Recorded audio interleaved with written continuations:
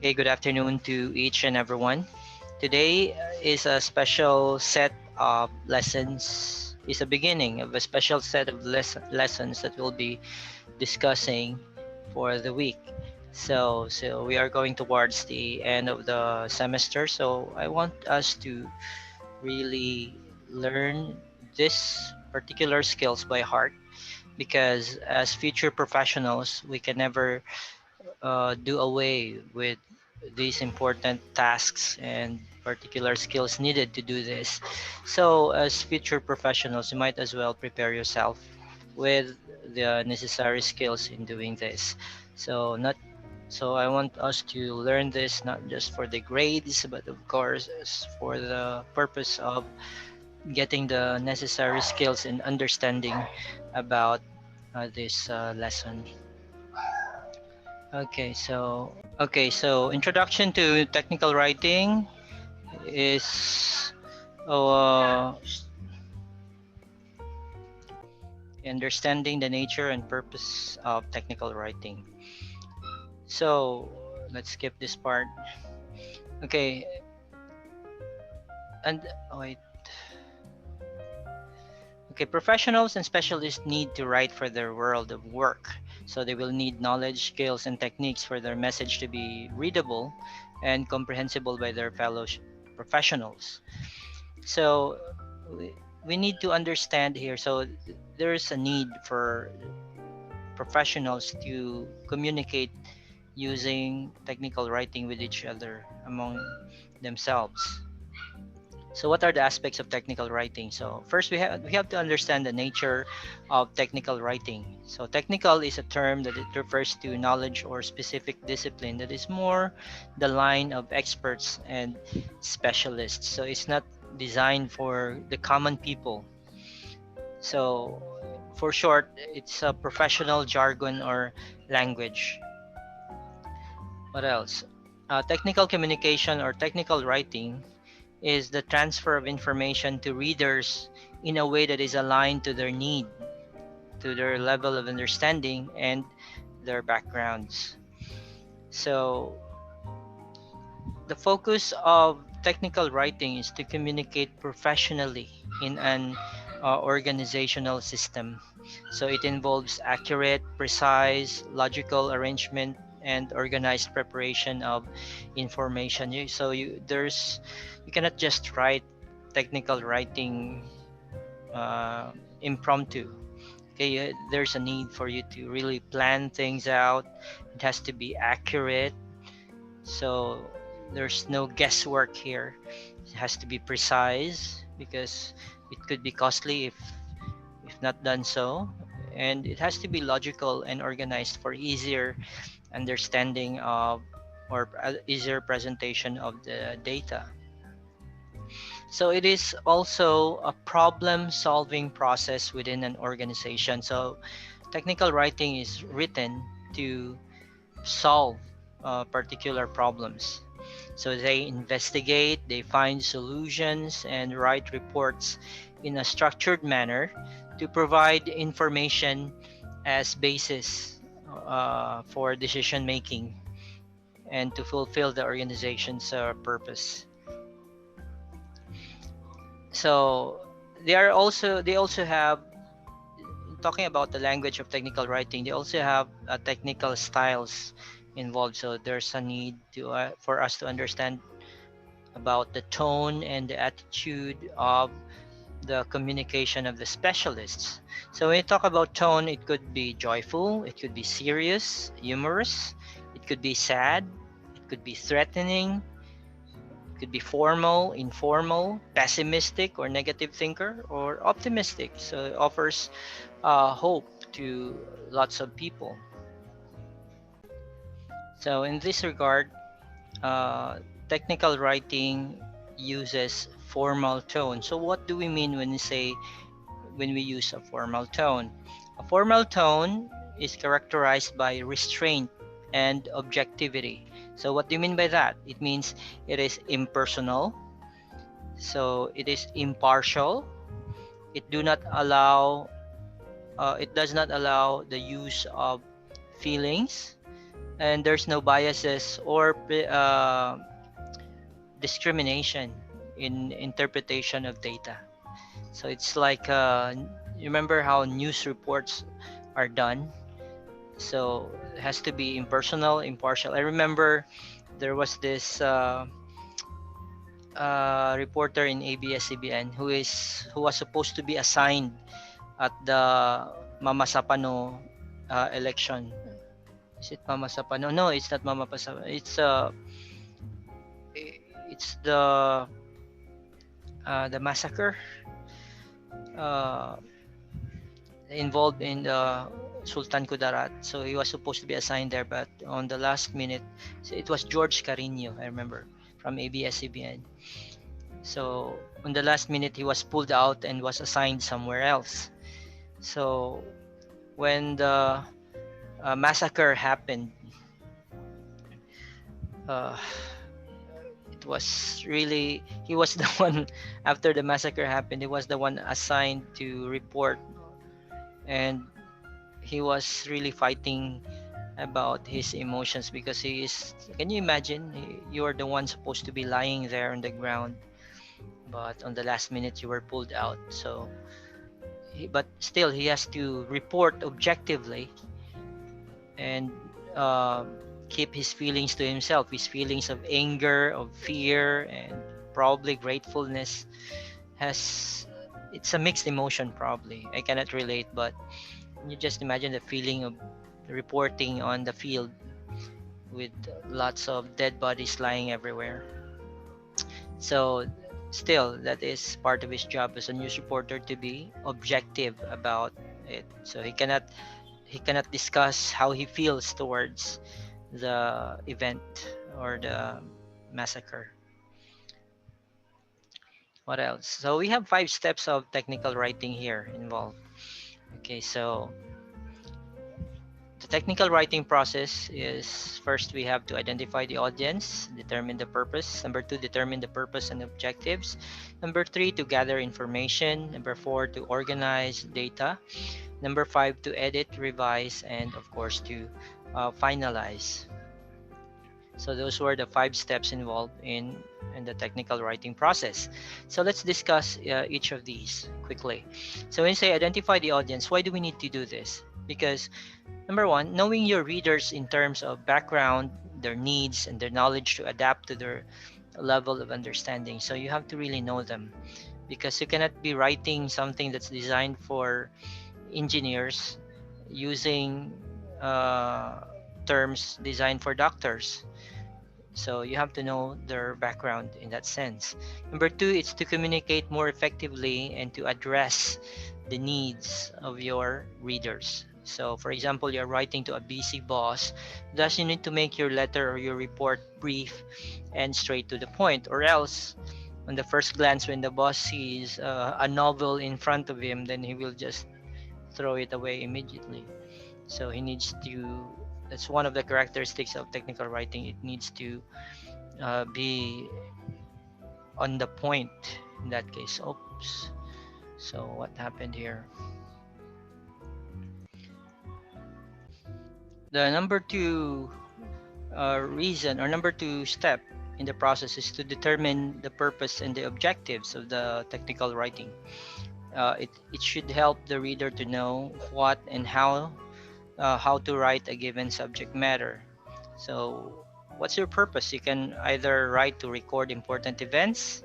Is it to inform the person, to explain something, to complain about something, to appeal for something, to request, or to propose? So determine what's the purpose, so that you can have the direction of your document. Next is number 3, you gather the necessary information. Remember that technical writing needs to be accurate, so that's why you have to gather information, not just ordinary information, but accurate and precise information. So it helps the writer choose important and accurate data to use, so to meet the objectives of the report. So it makes the report more reliable and effective by doing this. Okay, number 4 is to organize that data. After collecting them, you put them, the essential parts of the report, in their proper places and logical order. So using appropriate visual aids to present data more effectively. So this is where you design your PowerPoint presentations, your tables or your charts. How do they come within the presentation or within the paper? Then finally, before you submit, you have to edit, revise, and finalize. So like any form of writing, like writing a novel, for example, this is essential in the polishing of the product. So we need this to make sure we don't have grammar or spelling errors. You know how that feels when you see something, for example, when you buy a particular product and you see that the manual is full of grammatical errors. There were a lot of misspellings of words. It makes you doubt the quality or the legitimacy of the product, right? So we need to do this as well to make sure we don't have grammar and spelling errors because you're representing the name of the company or the name of the product. And if ever that happens, they might accuse your product as being uh, bogus or example. So any formal writing with multiple errors is just unreliable. Okay, so what are the principles of technical writing that we need to remember? So first, these principles will make technical writing easy and an effective tool of communication in an organization. So number one, a technical report is designed to meet specific needs of individuals in the organization. You cannot write a technical writing designed for everybody. No, it is designed for a particular individual. Number two, technical writers need knowledge and skills to be able to communicate their ideas specifically and effectively. So not everybody is assigned or capable of writing technical writing. So it has to be learned. It's like playing basketball. Everyone can play basketball, but the best players are the ones who are put in the professional league. So we cannot just pick out somebody from the street and put them in the court as we wanted to. So that somehow that, for example, we have seen lots of great high flying dunkers. The question is, why don't I find them playing in the NBA? So that's a big question. It's because playing in the NBA doesn't just involve high flying or dunking. It involves mastery of the play. It involves playing a particular role within the team. And so once you have that kind of role, there are specialties within players. I remember last week watching the game of Kobe Paras against Thailand. Can you imagine? Kobe Paras is one of the uh, what they call this, potential players, very talented player in the Philippines right now. But during that game, he only scored, I think, 4 points. And the main reason is he was put in a different role. He used to be playing as a guard. Now he was put as a power forward, and and that requires a different set of skills. And for that, he just scored 4 points because the goal there is not really to make a lot of scores, but to perform specific roles, mainly to support his teammates. So that's what I mean, that technical writing also involves necessary skills for you to be able to communicate effectively. Number three, technical writers write in appropriate style and have a scientific attitude. So what do you mean by this? So therefore, they don't play guesswork. So everything they do is based on, supported by evidence, and observes propriety in their styles.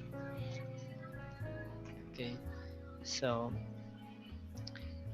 technical writing also has a specific reader. So the purpose and organized data to fulfill the specific objective. So this has been mentioned before. So that's why you need to determine your readers first. Then, technical writing helps influence decision for change and betterment of individuals and organizations. So, the reason why technical writing is written is to address a particular need, and once that need was addressed, there could be changes, or there could be important decisions that will be made because of that report. Okay, so that's why it is important that this goes to the hands of decision makers. Okay, then, okay, what's the difference between technical writing and literary writing? Okay, so I wish we were in a classroom so we can do this group activity, but since we're not, you can see here the difference between the two. So when you say literary writing, so technical writers focus on matters about science, technology, industry, and business. The outputs are usually very purposive and factual and provide vital information to an organization. Also, technical reports are used as basis for actions and decisions in the organizations. For example, the field report or the memo. So, for example, you are from the Department of Health, and you're submitting to the government, to the office of the city mayor about the COVID situation in the city. And when you saw that we are now number one in the statistics as the most number of COVID victims, then the city mayor's office would can then make decisions that you have to lock down this particular area, or we have to be stricter in terms of the social distancing stuff and other things like that. So those decisions were built from the report submitted to them from particular agencies. Okay, writers strictly observe grammar rules and use of scientific terminologies and jargons as well. So technical professionals make readers think, they analyze, and they can criticize. They appeal to the intellect and reasoning. So things about logical analysis. So they are very objective, they are formal, and very impersonal. Even if, for example, uh, this one was submitted to a person's wife who happens to be the president of the company, and he is only one of the board of directors, still he has to address the literary writing, no, the technical writing or the report, for example, formally, not thinking that it was his wife or something. It is his wife. Okay, so literary writing, on the other hand, includes poetry, short stories, novels, essays, fiction, prose, drama, tragedy, play, parable, pun, comedy, and many more. So, as you can see, literary writers, also known as creative writers or artists, talk about experiences in life. So, the problems of human existence, they talk about philosophy and the desires of the human heart. So, you see here the big difference between writing, literary writing, and technical writing. Okay, these creative writers aim to entertain and amuse their audience from all walks of life and different professions. So you see, they have different purposes as well. Literary writings are used to give lessons, change outlook in life, and they transport the spiritual being to a higher level. So these are totally different objectives compared to the technical writing. What else? Literary pieces are used to stir both the senses and emotions. Language is used to appeal to the imagination by using figurative language, which is a no-no in the technical writing sense. So with technical writing, you cannot use figures of speech or idiomatic expressions as much as possible. So you have to use formal and appropriate uh, words, formal words in that sense.